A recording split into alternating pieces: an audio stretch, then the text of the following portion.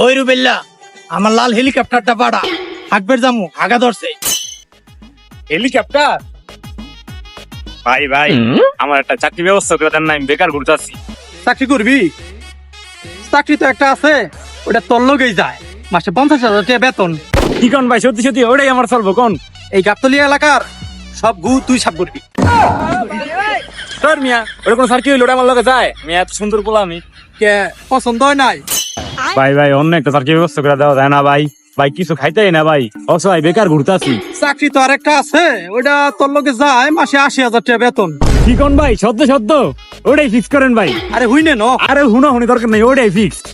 তাহলে ঠিক আছে, কালকে একটা কুদালা বালতি নিয়ে আয় পড়ি, এই এলাকার সব ড্রেন তুই সাফ করবি।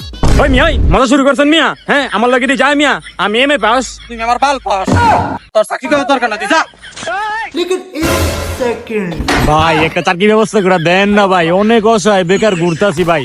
আপনি হেলিকপ্টার লয়ে একবার যান, আমার একটা ভালো চাকরি ব্যবস্থা করে দেন। চাকরি তো আরেকটা আছে, ম্যানেজার পোস্টে, মাসে 1,20,000 টাকা বেতন।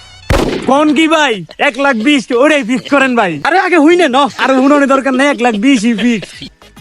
সারার পাবলিক টয়লেটে ম্যানেজারের দায়িত্ব পালন করবি তুই।